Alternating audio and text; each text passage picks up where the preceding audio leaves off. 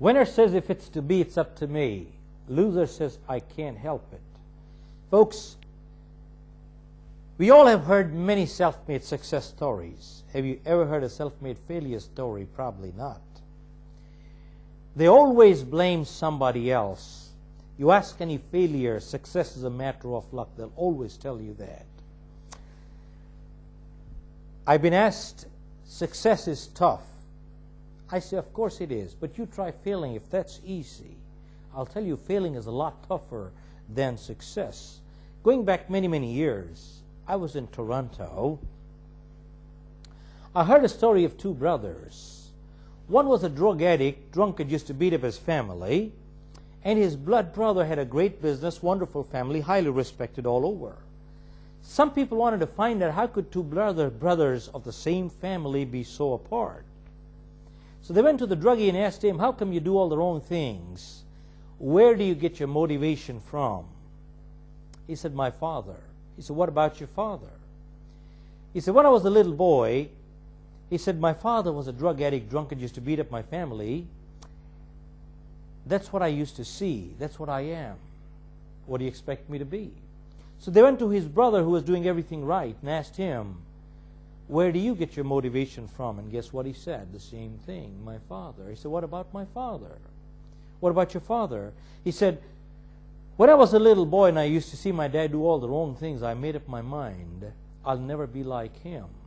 They are both drawing strength from the same source. One is using for the positive, and the other is using for the negative. Many times we think we're taking the easier way, which ends up to be the tougher way. One time, there was a lark sitting in the forest singing, and a man came by with a box full of worms. He was taking them to the marketplace to exchange them for the feather. The lark said, look, I have to hunt my own worms every day. I have lots of feathers. Why don't you give me the worms, and I'll pluck and give you the feather. It'll save me hunting, save you going. Seemed like a good trade. And the lark got the worms and plucked the feather, gave it to the man. Next day the same thing happened. The third day the same thing happened. The fourth day, till a day came, the lark had no more feathers to give. It couldn't hunt its own worms. Stopped singing very soon. The lark died. What is the moral of the story? Very simple. What the lark thought it was taking the easier way ended up to be the tougher way. Folks, that's the key. There are no shortcuts in life, and many times when we start taking shortcuts, we start compromising our values. Successful winners accept responsibility. Losers always blame someone else. They play the blame game. You know what the blame game is? My parents did it, teacher did it, company did it, economy did it, country did it.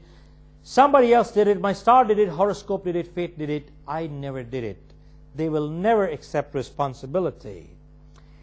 Folks, success is a matter of laws and it's not a matter of luck. And the first law of success says, it's called the law of cause and effect, which says in the vernacular, the law of sowing and reaping. Our mind is like a garden. If you plant good seeds, you'll have a good garden. But if you don't plant good seeds, something will grow, and they will be weeds, because nature abhors a vacuum. Either we have a positive or we have a negative. There is no neutral. When I wrote my book, You Can Win, I had two nephews. They were 12 and 14, and they were playing tennis like professionals. So one day my cousin came over and said, Chef, this game is getting very expensive. These kids are going through the racket, the ball, the coach, the loan fees. The game is getting very expensive. I said, getting expensive as compared to what? It's relative. But then I said, if it's so expensive, why don't you have them stop playing tennis? But tell me, when they come back from school at 1 or 3, they have all the time at hand and all the energy in their body. If they will not play tennis, what will they do? There was a silence for 30 seconds. He said, I think it's cheaper this way, I'll continue. Why? Folks, our mind is like a garden. If you don't plant good seeds, weeds automatically come in. Either we have a positive or we have a negative. There's no neutral here. But you go ask a farmer. Even if you do plant good seeds, weeds still come, don't they? And there are two ways of getting rid of weeds. One is the lawnmower way. You mow the lawn, you chop the head, and you think they're gone, but are they really? But the second way is you take a sharp object, get on your knees, and plug it out of the ground. It's a tougher way, but a more permanent way. That is what we are talking in terms of law of sowing and reaping. Folks, the law of sowing and reaping says, 1, you must have the desire to sow. 2, desire alone won't do it, you must sow too. 3, you sow tomatoes, you're not going to get potatoes. 4, when you sow, you don't reap the fruit the same day. There's a gestation period, but the kind of world we're living today, everybody wants to reap right the moment they sow. It doesn't work that way. There's got to be a gestation waiting period in life. And 5, it says you must sow first. You can't reap before you sow. But the kind of world we're living today, people want to reap before they sow, and it doesn't work that way at all.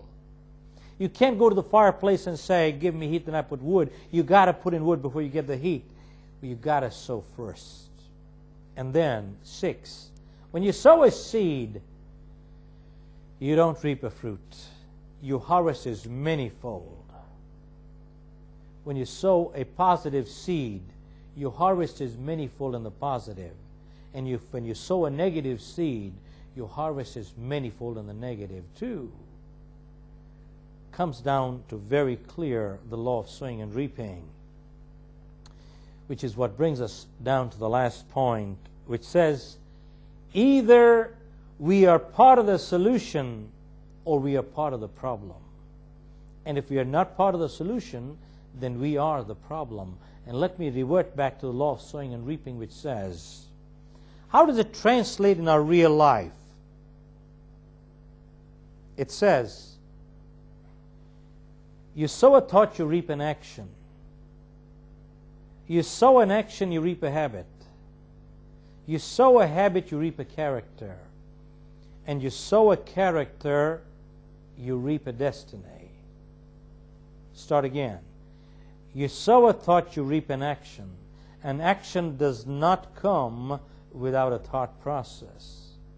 The thought process may be conscious or subconscious, that's different, but positively there was a thought behind it. How many times you hear people saying, success or money has gone into their head, look at that person, they become arrogant. Reverse it. There are many people, when they become successful or they become rich, wealthy, they become humble. Has success or money brought arrogance or humility? Absolutely not. It has only brought to surface whatever was hiding before. That's all. Sow a thought, you reap an action. Sow an action, you reap a habit. Any action you do repeatedly becomes a habit. Folks, right from childhood, all our parents said the same thing. Form good habits, and habits form characters. Because 90% of our behavior is habitual. We never think, we just act.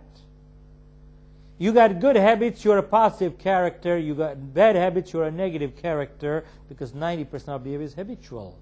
And good habits are hard to come by, but they're easy to live with. Bad habits come easy, but they're hard to live with. And before you got the habits got you. Have you heard this phrase which says, practice makes perfect? Absolutely not true.